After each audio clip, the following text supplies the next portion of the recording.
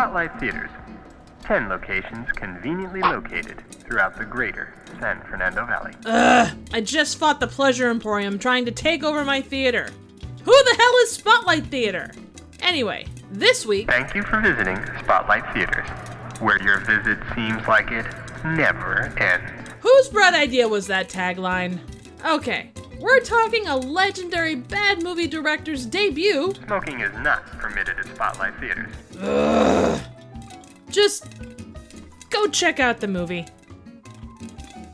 This is 1984's Blood Theater. A worried theater owner gets his sign from above, and I'm not sure exactly what it means, but it's clear this theater has reached the end of its profitable days. To add insult to injury, the owner captures his lady dropping some fiery words with another guy. He adds some literal fuel to the fire with a couple of nitrate film prints. The crowd of 18 stampede in the dark, smoky theater, ending up randomly dead in the lobby. And the poor ticket taker gets some sharp critiques before being literally fired. Unnumbered years later, there's a hell of a reward for a classic-looking theater. Maybe it's time to expand. Remember, your ticket is good for only one showing. I mean, yeah, duh.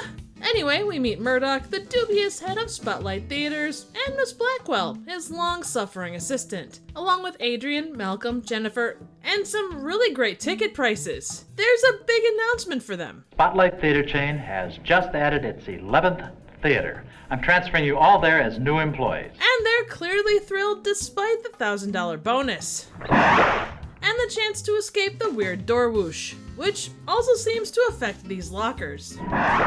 Jennifer, Adrian, and Malcolm arrive at a real classy joint with none of the stupid whooshy doors. They begin cleaning up, but stuff starts to get spooky and seems mainly targeted at Jennifer. But not as targeted as two random cheerleaders with the worst peripheral vision I've ever seen. Back at the Spotlight, Free parking is always available at the motel located conveniently across the street. Anyway, Spotlite Theaters wishes to disassociate itself with the motel located across the street. right. Back at the Spotlight, where they don't associate with the motel across the road for personal reasons, there's an outbreak of really spangly camel toe, and what I think will be the great successor to the Nicole Kidman AMC commercial. Hi, I'm Dean Murdoch, owner of Spotlite Theaters. I'd like to invite you to our concession stand, where the popcorn is always popping. Heartbreak ain't got nothing on Spotlite Theater. So visit our concession stand. Okay, maybe not. Over at concessions, Darcy is stuck dealing with a busy crowd and a haunted popcorn machine, while Selena attempts to be an upgrade for what's currently showing on screen. Kudos on the attempt, but Clown Horrors of Hollywood is a tough classic to one-up, even with dialogue like this. You're a pretty cheap date.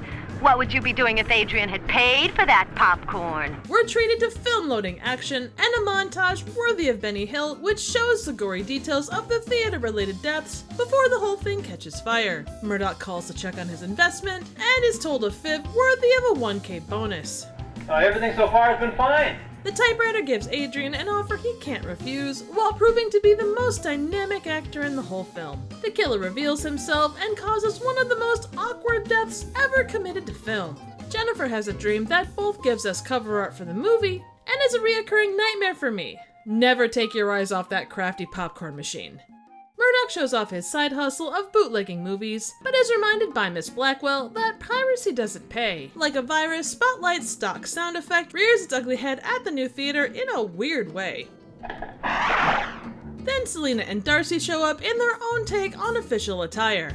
It's better than spangly camel toe, I guess, but the theater doesn't really approve. Out front, we get exposition via a random reporter that apparently doesn't sit well with the theater because Adrian and Malcolm are next up on the chopping block. This is followed up by the most satisfying death of the night. Selena gets murdered for her taste in outfits right after Miss Blackwell drops the terrifying truth of Blood Theater, which we kinda already knew from the reporter less than 10 minutes before. Miss Blackwell does pay the price too. Her phone turns to cheese and it ruins her outfit. That poor mint jacket and skirt were so classy. Final girl Jennifer enters the empty theater where strobes indicate something isn't right. It turns out she's a spitting image, or reincarnation, or maybe evil mirror dimension mutant of the old theater owner's lover. He embraces her, but like last time, she stabs him in the back. The doors open and cops are called into the bloodbath.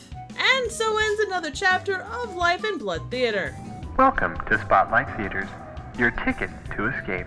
Blood Theater, also known as Movie House Massacre, is a 1984 slasher horror comedy. And by the way, looking up Movie House Massacre brings up articles on the 2012 Colorado theater shooting. Not really a trivial point, but now a thing that you know. This was Rick Sloane's debut film and was written when he was a teen. The director is famous for the infamous Hobgoblins, the possibly more infamous Hobgoblins 2, and the Vice Academy series. As with any good theater-based movie, there are fake trailers, which include Clown Whores of Hollywood, Chainsaw Chicks, Amputee Hookers, and Nightmare of the Lost Whores. All were shot by Sloane himself and featured some actors from Blood Theater. The vintage theater featured was the Warner Beverly Hills in LA, which was unfortunately torn down just a few years later. There's a link in the description if you're interested in more information on this classic Art Deco theater. All of the extras worked for free, and most of the main actors only had a few credits to their name, with the exception of the very funny Mary Warrenov, who played Miss Blackwell. She has numerous cult films to her name, including Rock and Roll High School, Death Race 2000, Terror Vision, and Night of the Comet. The actress that played Jennifer quit halfway through production and had to be recast with all of her scenes reshot, which certainly added to the stress and cost of the movie. Rick Sloane is legendary for making hobgoblins, and you can certainly see the style taking form with Blood Theater. From music to editing, dialogue, and filming, his style certainly stands out. MST3K riffed his work in their 9th season for a reason, and it certainly stands out as one of their more weirdly controversial moments. But this is only part of the reason his name still is recognized in the public eye. I don't think Blood Theater is quite the movie Hobgoblins is, but that's not an insult to it.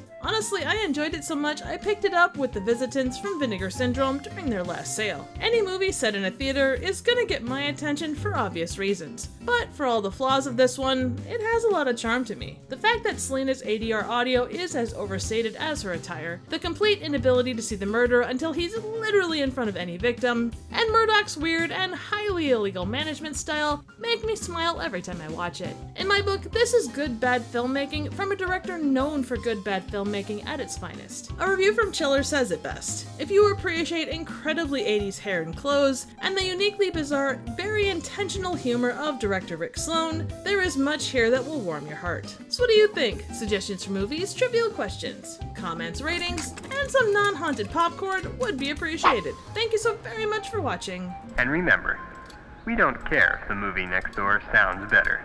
No switching theaters.